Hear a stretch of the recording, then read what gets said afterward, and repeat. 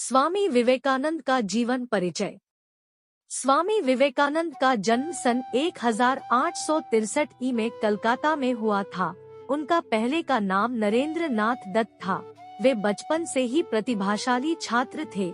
उनके विषय में उनके प्रधानाचार्य हेस्टी ने कहे थे, मैंने विश्व के विभिन्न देशों की यात्राएं की है, परंतु किशोरावस्था में ही इसके समान योग्य एवं महान क्षमताओं वाला युवक मुझे जर्मन विश्वविद्यालय में नहीं मिला। स्वामी जी मिस्टर हेस्टी द्वारा दी गई प्रेरणा पर दक्षिणेश्वर पहुँचे।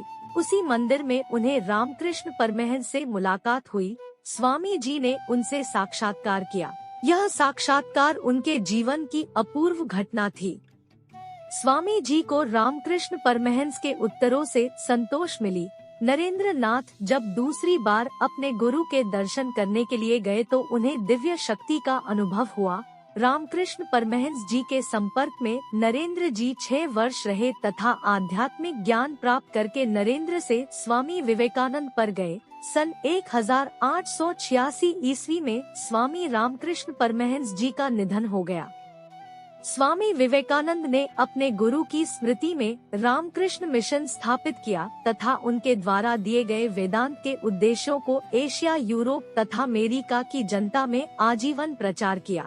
संक्षेप में स्वामी जी ने पश्चात्य देशों में भावात्मक तथा भारत में क्रियात्मक वेदांत का प्रचार करके हिंदू धर्म की महानता को फैलाया। उन्होंने अपने अंतिम दिनों में विश्व बंधुत्व के लिए भी प्रचार किया। सन 1902 विषय में स्वामी जी का देहांत हो गया। स्वामी विवेकानंद का जीवन दर्शन।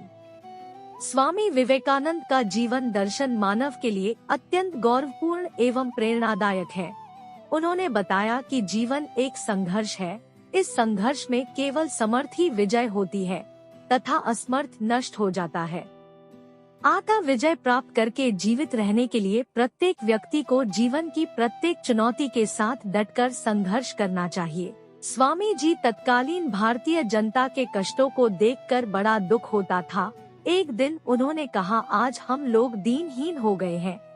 हम प्रत्येक कार्य को दूसरों के डर से करते हैं। ऐसा लगता है कि हमने शत्रुओं के देश में जन्म लिया है, मित्रों के देश में नहीं। स्वामी विवेकानंद की नस नस में भारतीय तथा आध्यात्मिकता कूट कूट कर भरी हुई थी।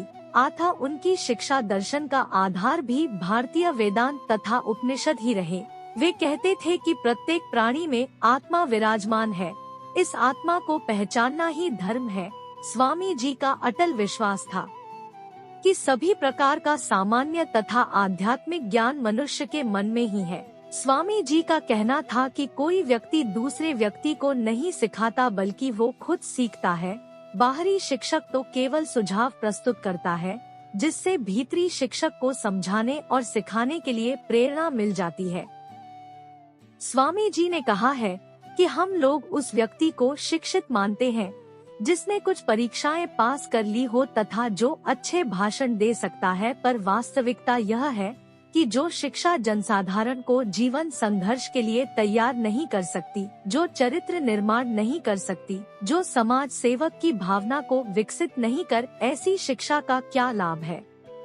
स्वामी विवेकानंद के अनुसार शिक्षा का अर्थ। स्वामी विवेकानंद के अनुसार शिक्षा का अर्थ है जीवन के सभी पहलुओं का विकास करना। उन्हें यह मान्यता थी कि शिक्षा एक पूर्णतापूर्वक विकासमय विभाजन है जो छात्रों को शारीरिक, मानसिक, आध्यात्मिक और सामाजिक मानकों के अनुसार प्रशिक्षित करने का प्रयास करता है। उनके अनुसार शिक्षा सिर्फ पुस्तकों और पढ़ाई से नहीं बल्कि प्रायोगिक जीवन के माध्यम से होनी चाहिए, ताकि छात्र अपने अनुभवों, ज्ञान और संवेदनशीलता के माध्यम से सीख सके और स्वयं को संपूर्णता की ओर विकसित कर सके। स्वामी विवेकानंद के अनुसार शिक्षा की परिभाषा।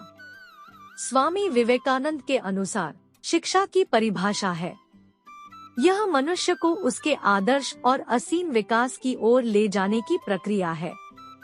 उन्होंने शिक्षा को जीवन शैली के माध्यम से प्राप्त होने वाली अनुभवों के माध्यम से सीखने का तरीका माना।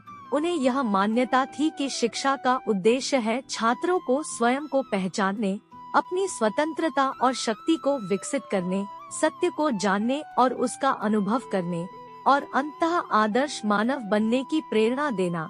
उन्होंने शिक्षा को जीवन की पूर्णता और समृद्धि के लिए एक महत्वपूर्ण साधन माना।